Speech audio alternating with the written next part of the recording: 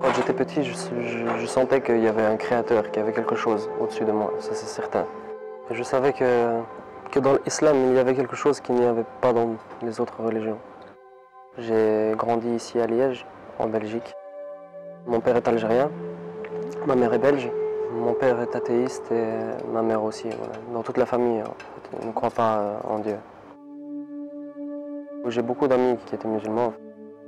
Ça n'a pas été intentionnel, c'est venu quelqu'un d'autodidacte, des cours religieux, oui, à la mosquée. Je m'ennuyais beaucoup à l'école. Je n'aimais pas rester assis et écouter. Je n'étais pas captivé par les cours. J'étais accusé de prosélytisme. C'était pas de ma faute si moi je parle à une personne et qu'après il y en a 20 qui viennent m'écouter. J'ai décidé de quitter parce que je savais que si je restais dans cet établissement ou même dans un autre, je savais que les choses allaient empirer.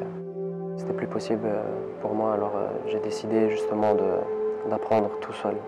J'étais en conflit par rapport à ma conversion avec mes parents.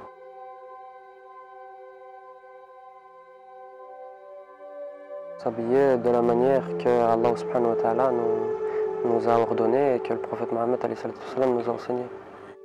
J'avais un peu plus de barbe que maintenant. Les gens ont peur de l'inconnu.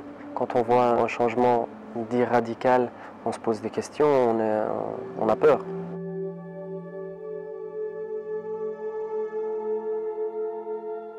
Ça a commencé, le conflit syrien, quand on a commencé à voir des vidéos sur Internet qui étaient partagées du massacre qui se passait là-bas, de par l'injustice commise par Bachar el-Assad envers son peuple.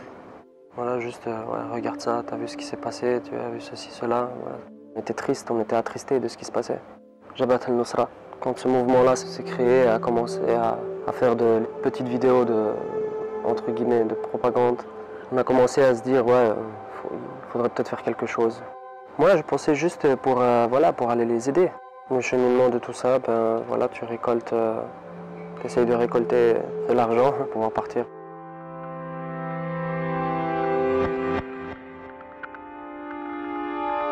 Comme on peut penser, les gens font vite le lien avec les 73 vierges qu'on aura au paradis, mais en fait, c'est pas du tout ça qu'on cherche réellement, c'est juste la satisfaction du Créateur et rien d'autre.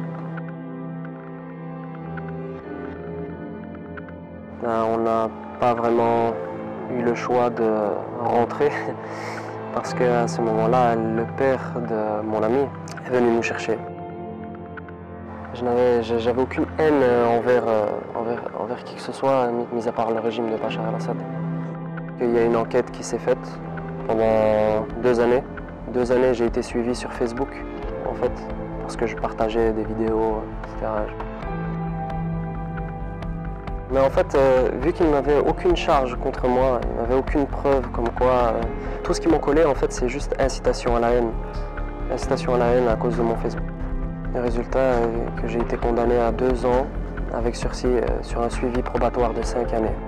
Mon certificat de bonne vie et mœurs, dans mon casier, il est marqué terrorisme en grand. Avec le recul, l'expérience, et aussi avec ce qui s'est passé là-bas, il y a une grande dissension parmi les groupes qui étaient là-bas. C'était plus possible. Daesh a, entre guillemets, profité de l'occasion pour monter en puissance. Et c'est là qu'une des fitnas a commencé.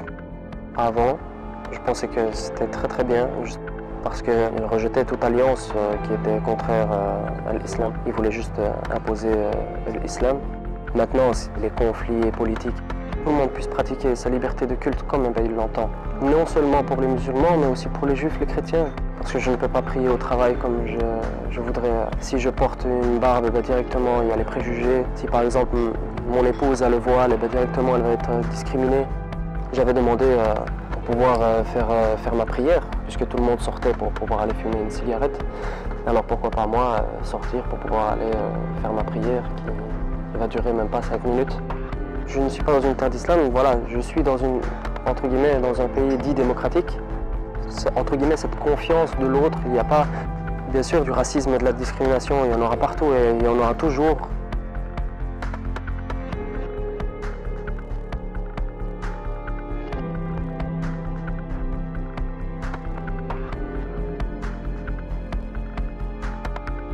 que quand ça a commencé, la coalition, etc., ils se sont donné à cœur joie de bombarder les innocents en Syrie.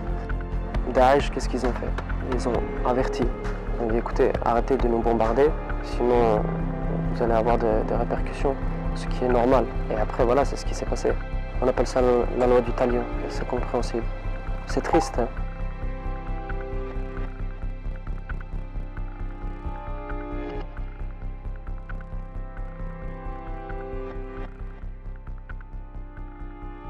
Je suis contre le fait de regarder encore ce genre de vidéos parce que justement ça joue sur l'émotionnel, de ne pas regarder ce genre de vidéos.